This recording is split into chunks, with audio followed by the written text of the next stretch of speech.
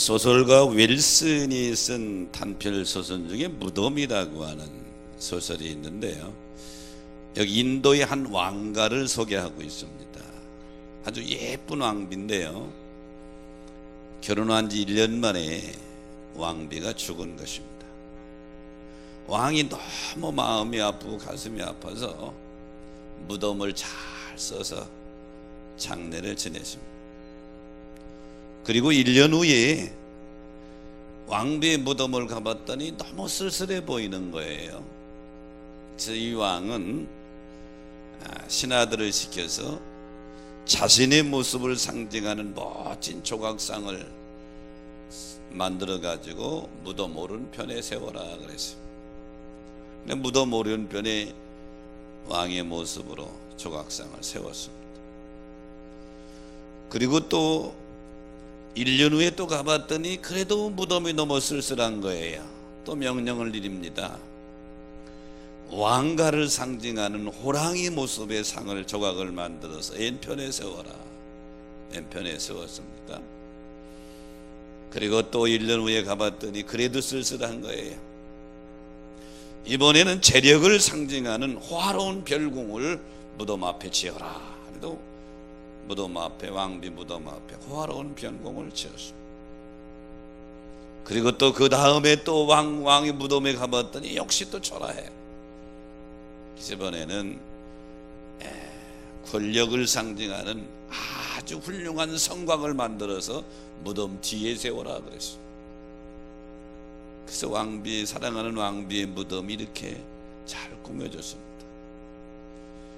그리고 또 1년 후에 올라가 봤더니 너무 아름다운 거예요. 너무 아름다운데 왕의 눈에 거슬리는 것이 있어. 중앙에 있는 무덤이 이게 보기 싫다 이 말이죠. 주변하고 너무 어울리지 않는 초라한 무덤이니까 왕이 그것이 자기 왕비의 무덤이라는 것도 잊어버리고 명령을 내립니다. 저 초라한 무덤을 당장 파서 없애버려라. 우리말에 주객전도라는 말이 있습니다. 이 왕의 행동이 꼭 맞는 주객전도죠. 왕비의 무덤을 위해서 모든 것을 만들었어요. 왕의 조각상도, 권력을 상징하는 호랑이 조각상도, 앞에 있는 훌륭한 왕별궁도, 뒤에 있는 화려한 성곽도 다 왕의 무덤, 왕비의 무덤을 위해서 만들었는데 정작 왕비의 무덤을 파해서 내버려 버린 것이죠. 이런 것을 가리켜 주객전도라고 그러는데, 이 주객전도의 모습은 꼭 우리들의 모습입니다. 우리가 신앙생활할 때 하나님을 내 삶의 목적으로 두고 살아가던 우리가 어느 순간에 가장 중요한 무덤을 파버린 인도의 어느 왕처럼 하나님을 위해 사는 삶은 잊어버리고 주변 것들을 더 중요하게 여기며 하나님을 우리의 삶의 무덤에서 파내어버리는 그런 꼴이 되어버리고 만다. 주와 객을 분명히 하시기를 축원합니다. 우리 주 예수 그리스도가 영원한 나의 주인이시고 그 이에는 전부 객이 되어야 되는데, 오늘날 자칫 잘못하면 내가 주가 되고 내 목적이 주가 되고 하나님은 나를 그냥 돕는 분 정도로, 헬퍼 정도로만 여길 때가 너무 많다. 내가 힘들 때 나를 도와주시고 내 사업을 밀어주시고 이 정도만 하나님을 인정할 때가 너무 많다, 그런 얘기죠. 본문은 바울이 고린도 교회의 문제에 대해서 편지하면서 그 답을 주는 장면입니다. 자, 고린도 교회는 말도 많고 탈도 많은 교회였습니다. 특별히 고린도전서 오늘 본문의 말씀 내용 중에는 우상에게 드려졌던 제물을 먹어야 되느냐 먹지 말아야 되느냐, 이 부분 가지고 고린도 교인들이 4번 일어났습니다. 당시에는 대부분의 시장에 나오는 모든 그 고기들이 우상에게 한번 드려졌다가 나와서 팔리는 그런 고기들이 대부분이었단 말이죠. 그러니까 일부 기독교인들은 어떻게 그리스도인들이 우상에게 드려졌던 고기를 먹을 수 있느냐? 이렇게 주장하면서 먹지 말아야 된다. 일부 기독교인들은 먹어야 된다 그러니까 바울이 이 부분에 대해서 명쾌한 답을 내려주는데, 너희가 네 집에 초청받아서 음식을 나오거든 묻지 말고 먹으라. 그런데 누가 와서 그거 우상의 제물에게 바쳤던 음식입니다, 고기입니다 그러면 너 때문이 아니라 그 말을 한 그 사람의 양심을 위하여 먹지 마라. 내 자유가 어떻게 그 사람의 양심을, 신앙을 무너뜨릴 수 있겠느냐. 이렇게 결론을 내주면서 모든 것이 가하나 모든 것이 유익한 것이 아니다. 그래 너희는 먹든지 마시든지 무엇을 하든지 다 하나님의 영광을 위해서 하라. 이렇게 결론을 내려주죠. 즉 세상 문화와 그리스도인들의 자유가 충돌될 때 어떻게 할 것이냐 하는 문제에 대한 것입니다. 제가 지난 주간에 2주간에 걸쳐서 태국, 라오스, 미얀마 이쪽 선교지를 돌보고 왔는데요, 태국에 가서 하나 잘 걸리는 게 있어요. 태국은 전체 인구의 기독교 인구가 0.6%랍니다. 그것도 대북쪽에 치앙마이 쪽에 많이 있고요, 이쪽 남쪽 쪽에는 별로 없어요. 근데 태국 사람들은 모두 인사할 때에 절대 악수는 안 합니다. 그리고 합장을 하고 이러는 거예요. 모든 사람이 다 그래요. 믿는 사람이나 안 믿는 사람이나 다 그래요. 근데 나는 이게 걸림돌이 되는 거예요. 우리나라에서는 누가 이래요? 불교인들이 이랬는데 여기 목사님을 만나도 이러고 장로님을 만나도 이러고 감독님을 만나도 참 이러는 거예요. 그리고 자기가 아주 존경하는 사람을 만나면 이러면서 무릎을 살짝 꿇입니다. 이렇게 그러면서 인사를 한단 말이에요. 그래서 내가 물었어요, 태국 목사님한테. 아니 이거는 불교의 유산물이 아니냐. 그랬더니 깜짝 놀래요. 아니라는 거예요. 자기 민족의 전통 예절이라는 거예요. 그래요? 그러니까 우리나라에서는 이게 불교인들이 하는 인사인데 거기는 그게 전통 예절이라고 아무렇지도 않게 모두가 만나면 다 이러는 건데 나 혼자만 뽀뽀이석이 안 보여서 나도 이랬어요. 그러면서 내 생각에 나는 이 하는 건 자유지만 내가 만약에 우리 교인들을 데리고 태국 선교를 방문했는데 교인들 보는 앞에서 이러면 우리 교인들이 시험 들겠구나. 그러면서 바울이 하는 이 말씀이 생각이 난 거예요. 바울은 그러면서 그리스도인들의 최종 목표는 뭐냐. 저는 오늘 본문의 말씀을 가지고 하나님을 기쁘시게 하는 삶, 이런 제목을 잡았는데요, 하나님을 기쁘시게 하는 삶의 첫 번째는 먹든지 마시든지 다 하나님의 영광을 위해 하라. 31절에 이렇게 말씀하고 있죠. 즉 고린도 교회는 우상에게 바친 음식의 문제에 대한 바울의 최종 답변이 하나님의 영광을 위해서 하라.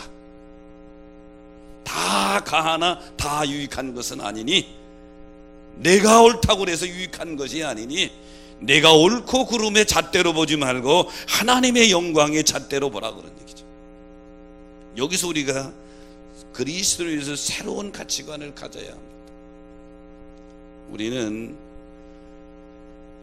판단하기 어려운 문제에 대해서 이것이 옳으냐 그르냐를 넘어서서 하나님의 영광이냐 아니냐를 가지고 우리가 그 문제에 대해서 접근할 필요가 있어요. 많은 사람들이 그럽니다. 내가 옳고 내가 틀렸다, 흑백의 논리를 가지고, 이분법적인 논리를, 잣대를 가지고 다른 사람의 사고에 대해서, 생각에 대해서, 결정에 대해서 옳고 그름의 잣대를 가지고 들여댑니다. 내가 틀렸다는 거예요. 근데 여기서 그리스도인들은 한 발 더 넘어갑니다. 옳고 그름의 이분법적인 잣대가 아니라 이 일이 과연 하나님의 영광을 위한 일이냐, 하나님의 영광을 위한 일이냐, 이 영적인 잣대를 가지고 우리가 다른 모든 일에 대해서 보는 시각을 가져야 될 줄로 믿습니다. 바울은 지금 고린도 교회 우상에게 드렸던 제물을 먹는 문제에 대해서 옳고 그름의 잣대를 넘어간 거 아니에요. 그걸 넘어간 거예요. 모든 것이 가하나 모든 것이 유익한 것이 아니다. 그러니 먹든지 마시든지 하나님의 영광을 위해 살아. 이 말은 조금 더 생각해 나간다면, 하나님의 영광을 위해 생각한다면 우리의 삶 자체가 예배가 되는 것이죠. 예배의 최종 목적은 하나님 영광인 줄로 믿습니다. 하나님의 영광이 사람 영광 받는 게 아니란 말이에요. 그래서 바울은 고린도서 6장 19절로 20절에 너희가 하나님의 성전인 줄 알지 못하느냐, 너희 몸으로 하나님께 영광을 돌려라 그랬어요. 삶의 예배로 하나님께 영광 돌림으로 하나님을 기쁘시게 하는 여러분 되기를 축복합니다. 부모님들은 다 자녀들에게 소원을 두고 그리고 이름을 지지요. 예전의 부모님들은 딸보다는 아들을 선호했습니다. 근데 아들을 낳아야 되는데 첫째도 딸, 둘째도 딸, 셋째도 딸, 넷째도 딸이니까 더 이상 참지 못하고 넷째 딸의 이름을 뭐라고 줘요? 끝순이라고 짓잖아. 이제 딸은 끝이다. 이게 끝순이라고 졌는데 다섯째도 딸 나네. 이게 옛날 부모들의 소원이란 말이에요. 근데 요즘 부모들은 딸을 더 좋아해요. 딸 낳으면 더 좋고 아들 낳으면 괜히 그렇대. 그래서 이름을 뭐라고 줘요? 예찬이다, 예수님을 찬양하라, 하영이다, 하나님께 영광을 돌려라. 이게 다 부모의 소원이 담긴 거예요. 자녀들의 아름다운 삶이 부모에게 기쁨이 되는 것입니다. 제 나이 또래 친구들을 만나면 전부 자식 얘기 아니면 손자 손녀 얘기예요. 자기 자식이 뭐 좀 잘 됐으면 입에 침이 마르도록 막 자랑을 합니다. 왜? 자녀의 삶이 부모에게 기쁨이 된단 말이죠. 그러다 번뜩 내가 생각나는 거 있어요. 내가 누구요? 하나님이 피값으로 사신 하나님의 자녀요. 내 아름다운 삶이 자동적으로 하나님께 기쁨이 될 줄로 믿습니다. 자동적으로 하나님께 기쁨이 되는 거예요. 우리가 하나님을 기쁘시게 하는 삶이 뭐예요? 내 삶으로 하나님께 영광을 돌리는 하나님의 기쁨이 되는 것이다. 우리말에 점적천석이라는 말이 있어요. 이 말은 처마에 떨어지는 물방울이 돌을 뚫는다, 이런 뜻입니다. 여러분, 저도 시골에 자랄 때 보면 희한한 거 발견하죠. 처마 밑에 있는 물이 떨어지는 게 푹 파여 있고 어느 곳에 가면 돌도 쑥 들어가 있대. 물방울 하나의 힘이 아주 미약합니다.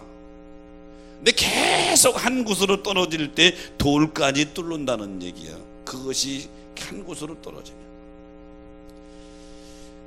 마찬가지입니다. 우리의 삶이 같은 일을 반복하다 보면 습관이 되어져 가지고 그게 삶이 되는 거예요. 나쁜 일을 계속하면 나쁜 습관이 되는 것이고, 좋은 일을 계속하다 보면 좋은 습관이 되는 거예요. 자녀의 교육도 최고의 문제는 자녀들에게 좋은 습관을 들도록 자꾸 길러주는 것이죠. 한 어머니가 탈무드에 보면 자기 아들을 잘 키우고 싶은데 어떤 게 최선의 방법일까? 그리고 납비를 찾아갔어요. 네, 왜 오셨습니까? 제 아들을 잘 키우고 싶은데 어떻게 하면 좋습니까? 아무 말도 않고 납비는 그 어머니 데리고 공원으로 가더래요. 나무 세 그루가 있는데 크기가 다 비슷해. 첫 번째 나무를 뽑아보라고 그래요. 뽑으니까 옮겨 심은 지 6개월밖에 안 돼서 쉽게 뽑히는 거예요. 두 번째 나무를 뽑아보니까 옮겨 심은 지 1년쯤 돼서 뿌리가 어느 정도 내렸어요. 안 뽑히는 거예요. 그냥 막 좌우로 흔들고 힘을 쓰니까 뽑혀. 세 번째 나무는 옮겨 심은 지 3년이 돼서 완전히 뿌리를 내렸어요. 기를 쓰고 애를 써도 안 뽑히는 거예요. 이겁니다. 자녀에게 좋은 습관을 어려서부터 계속 길러주면 그것이 자녀가 잘 되는 비결입니다. 그리스도인의 삶이라고 하는 건 뭐냐? 하루아침에 하나님께 영광 돌리는 모습으로 바뀌는 사람은 천하 어디도 없어요. 넘어지고 쓰러지고 실수하고 그러죠. 그럼에도 불구하고 계속적으로 하나님 영광, 하나님 영광, 하나님께 영광 돌리는 것이 한 번, 두 번, 세 번 계속해서 그것을 습관으로 만들어 나갈 때 그것이 삶이 되고 하나님께 기쁨이 되는 영광의 삶이 될 줄로 믿습니다. 그렇게 바뀌어 나가는 거예요. 여러분, 강헌구 씨가 쓴 책 중에 아들아 머뭇거리기엔 인생이 너무 짧다, 이런 책의 내용에 재밌는 게 이야기가 나와요. 프랑스 요리에 대한 얘기인데 개구리 요리입니다. 개구리 요리. 프랑스에 가면 고급 요리 중에 개구리 요리가 있다는데 손님들이 앉은 식탁 위에 개구리 살아있는 채로 놓고 요리를 한대요. 그럼 여러분, 살아있는 개구리는 펄떡 뛰어 도망가면 되잖아요. 근데 냄비에다가 개구리를 담아오는데 개구리가 가장 좋아하는 온도, 물 온도를 딱 맞춰서 오면 개구리가 거기가 좋아서 안 도망간대. 여기가 좋사오니 그러고 있는데 요리에 개구리를 끓이는데요, 한꺼번에 확 온도를 올리는 것이 아니라 조금씩 천천히 약한 불로 올리면 개구리가요 따뜻하니까 여기가 천국이로구나 하고 잠들면서 그냥 죽는데, 프랑스의 최고의 요리 개구리 요리를 그렇게 한대요. 이 내용을 보면서 우리 인생도 마찬가지예요.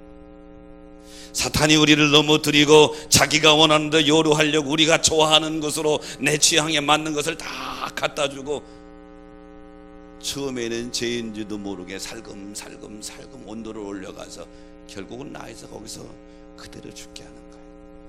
자녀들도 잘 되고 사업도 잘 돼 나가고 가정도 평안하니 이만하면 됐지 이러다가, 여러분, 그리스도인의 시험 중에 나쁜 일만 만나는 게 시험이 아니에요. 좋은 환경이 오히려 더 넘어지기 쉬운 그런 시험이 될 수도 있어요. 깨어있지 않으면 그것 때문에 넘어진단 말이죠. 그래서 우리 주님 말씀하시기를 선줄로 생각한 자는 넘어질까 조심하라. 노마가 망한 것도, 통일신라가 망한 것도 외부 침략에 의해서 망한 게 아니라 내부에서 망한 겁니다. 국민들이 서로가 반목질식하고 편안해지니까, 여러분, 노마는 얼마나 편안했냐면 얼마나 먹을 게 많은 노마의 그 고관대작들은요, 음식 먹기 맛을 보고 해서 먹고 배가 부르니까 또 토하고 또 누워있다가 또 먹고 토하고, 살기 위해서 먹는 것이 아니라 맛을 보기 위해서 부귀영화를 누르며 그랬지요. 그런 삶이 지속되면서 그냥 스스로 무너져 버린 것이죠. 이런 것을 가리켜서 비전상실 증후군에 빠졌다, 이렇게들 말하는데, 오늘날 그리스도인의 삶도 오히려 평안하다 보면 비전상실 증후군에 빠져서 나도 모르는 사이에 서서히 사탄이 원하는 대로 넘어갈 수 있는 것이죠. 요즘 신앙생활하는 성도들의 모습은 예전에 제가 처음 개척할 때와는 너무 다릅니다. 그전에는요 30-40년 전만 해도요 성도들이 얼마나 충성, 헌신, 봉사 많이 했어요. 요즘에는 간섭받는 거 싫어합니다. 봉사하는 거 싫어합니다. 지적하는 거 싫어합니다. 핑계도 많고 변명도 많고. 여러분, 세상이 아무리 어떻게 흘러가든지 하나님께 영광을 돌리는 것은 뭐냐? 본인이 자기 신앙 관리를 잘해야 될 줄로 믿습니다. 자기 신앙 관리를 잘해야 되는 거예요. 세상 조류에 흘러가는 것이 이게 신앙이 아니란 말이에요. 살아있는 고기와 죽어있는 고기의 차이점은 뭐예요? 크기에 있는 것이 아니에요. 아무리 큰 고기도 죽은 고기는 흘러가는 물에 떠내려가 버리고 만단 말이에요. 하지만 작은 고기라도 살아있는 고기는 흘러가는 물을 겨쳐슬러 올라가는 거예요. 세상 조류가 어떻게 흘러가든지 간에 살아있는 신앙을 가진 성도는 하나님 말씀 아래서 치고 올라가게 되는 줄로 믿습니다. 이게 살아있는 신앙이에요. 하나님이 기뻐하는 신앙, 하나님이 기뻐하는 삶, 여러분의 삶으로, 삶의 예배로 하나님께 영광 돌리시기를 주의 이름으로 축원합니다. 하나님을 기쁘시게 하는 삶의 두 번째는 사람에게나 교회에게나 거치지 않는 삶을 살아라. 오늘 본문 32절에 보니까 유대인에게나 헬라인에게나 하나님의 교회나 거치는 자가 되지 말라. 바울은 고린도 교회에 편지하면서 이 거치다는 표현을 썼습니다. 이 거치다는 말은 내가 걸림돌이 되어서 누군가 나 때문에 넘어지지 않게 하라 그런 얘기죠. 여러분, 우리가 믿음 생활할 때에 여러 가지 많은 삶에 얽히고 설키고 살아가지요. 관계성 속에 살아갑니다. 우리가 깨어있고 기도하고 우리가 소원해야 될 것은 나 때문에 누군가가 넘어지지 않게 하라, 거치지 않게 하라. 헬라인이나 로마인이나 유대인이나 누구도 상관없다 그런 얘기죠. 이 말은 더 바꿔서 얘기한다면 서로 사랑하는 삶을 살아라. 예수님께서 마지막 십자가를 앞두고 제자들에게 새로운 계명을 주면서 요한복음 13장 34절에 보면 새 계명을 너희에게 주노니 서로 사랑하라 그러죠. 오늘 이 예배에 참여한 여러분, 여러분의 삶을 통해서 하나님이 영광 받으시고 하나님이 기뻐하시는 삶이 되시기를 주의 이름으로 축원합니다. 컴포트 푸드라고 하는, 우리말로 번역하면 위로의 음식이라 하는 음식이 있어요.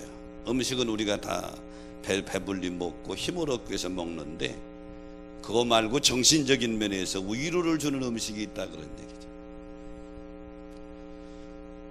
제가 지난주 일정의 마지막이 미얀마에 있었는데요, 미얀마에 나가 있는 정동욱 장로님, 홍승희 권사님이 이번에 사역지는 양곤이 아니라 양곤에서 비행기 타고 1시간 반을 가고 거기서 또 차로 2시간을 가야 하는 그런 거입니다.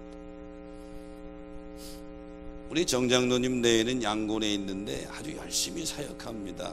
신학교 2곳에서 가르치고 있고요, 한글학당에서 가르치고 월요일부터 토요일까지 그냥 일정이 꽉 너무 행복하대.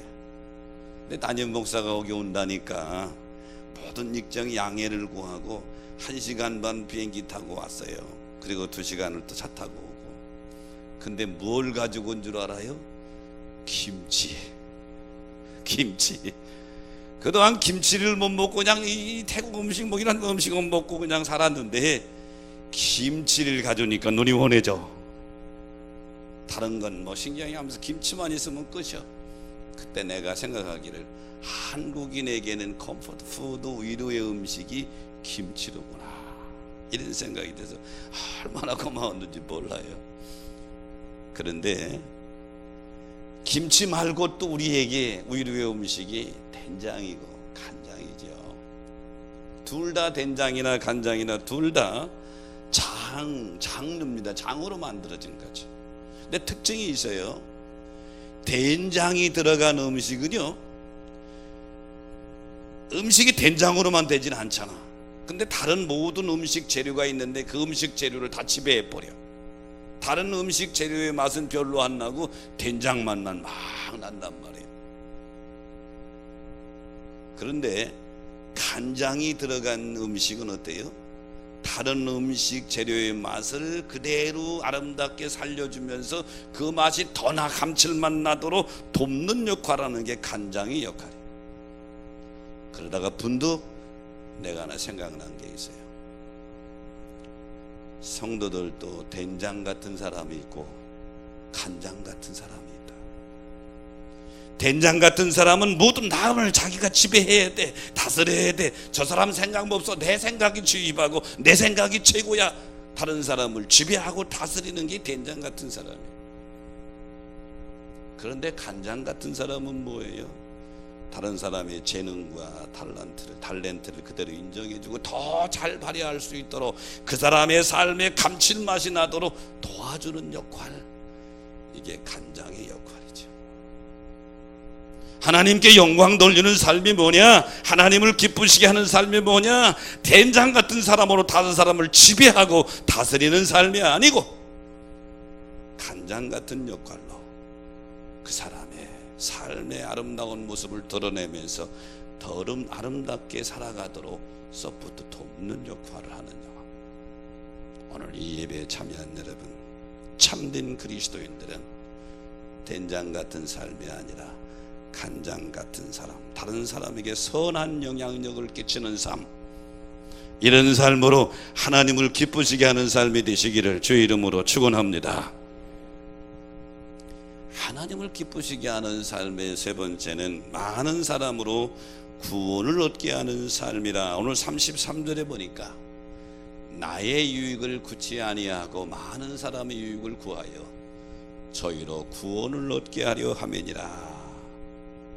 많은 사람의 유익을 얻는 삶. 그리스도의 삶은 이 부분이 단순히 착한 것만이 아니고 덕의 개념뿐만 아니에요. 사람 중에 그 사람에게 최고의 유익을 주는 삶이 뭐냐? 그 사람의 영혼이 구원받도록 돕는 삶인 줄 믿으시기 바랍니다. 그 사람의 영혼이 구원받도록 돕는 삶입니다. 여러분, 이런 생각을 가져야 돼요. 최소한도 나로 인하여 구원받는 사람이 30명 이상은 돼야 되겠다. 아멘은 안 하네. 30명 이상이 돼야 되겠다. 할렐루야. 왜 내가 이 기준을 되는 줄 알아요? 예수님이 씨 뿌리는 비유에서 옥토에 심겨진 씨앗은 몇 배 맺는다고요? 채소가 몇 배요? 30배, 60배, 100배란 말이에요. 여러분 보세요. 감자나 고구마를 캘 때 보면 딱 감자, 고구마 이렇게 뽑아서 캐보면 감자 딱 하나 달려 나오지? 아니에요. 20개, 30개 주렁주렁 달려 나와요. 고구마도 그래요. 여러분 때문에 구원받는 사람이 주렁주렁, 여러분 가족과 형제들과 이웃과 친구들이 그 뒤에 구원의 열매로 맺혀지게 되시기를 주의 이름으로 축원합니다. 주님은 이 일을 가장 기뻐하신단 말이죠. 그래서 누가복음 15장 7절에 보면 죄인 한 사람이 회개하면 하늘에서 회개할 것이 없는 의인 아홉으로 인하여 그 기뻐하는 것보다 더하다 그랬어요. 그러므로 여러분의 삶을 통해서 많은 사람이 구원받는 열매가 있게 되시기를 축복합니다.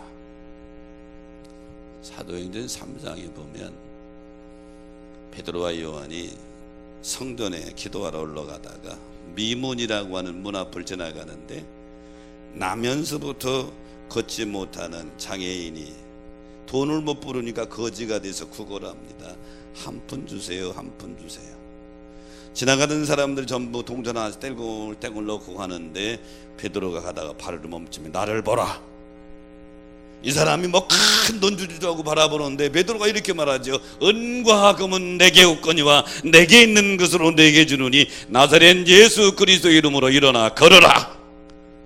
베드로가 주고 싶은 것은 뭐예요? 이 사람을 일으켜 세워서 기적을 일으켜서 그 사람에게 새로운 삶을 주는 것이 아니라 이 기적을 통하여 예수 그리스도를 그에게 심겨주고 그가 구원받도록 하는 것이 베드로의 삶의 목적인 줄 믿으시기 바랍니다. 그래서 여러분, 하나님이 기쁘시게 하는 삶은 뭐냐?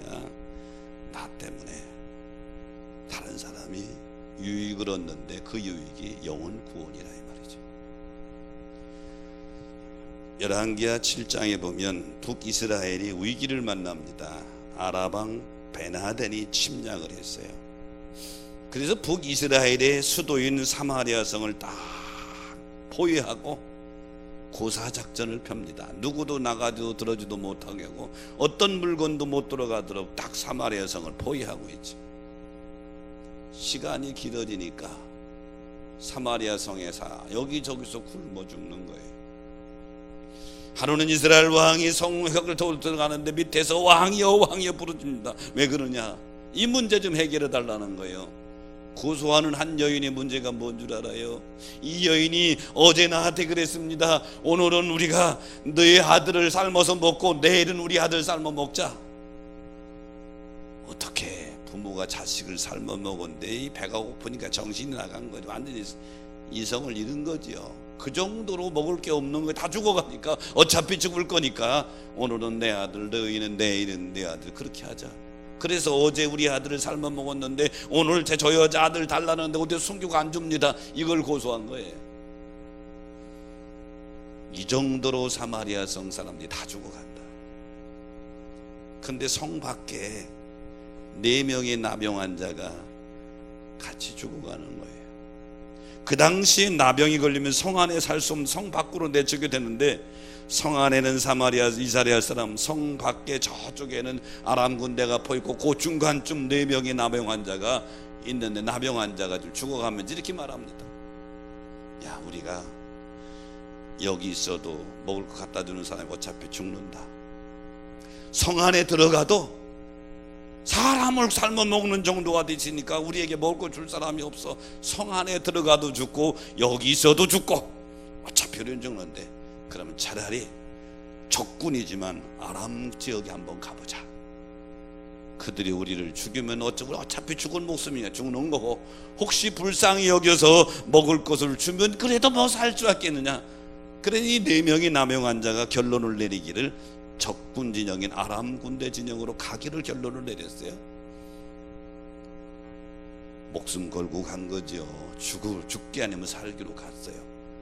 근데 이게 웬일이요? 가서 보니까 아람 진영의 군대 막사가 텅텅 비고 도망가느냐고 다 놓고 군인들이 다 아람 군인 다 철수해버리고 그냥 천막과 그 안에 먹을 것이 가득하고 금은보화가 입고 있는 거예요. 맨날 며칠을 그 못 쓰니까 한참 먹고 금은보화를 챙기다가 이들이 이런 생각합니다. 야, 우리 행동이 이게 옳지 않다.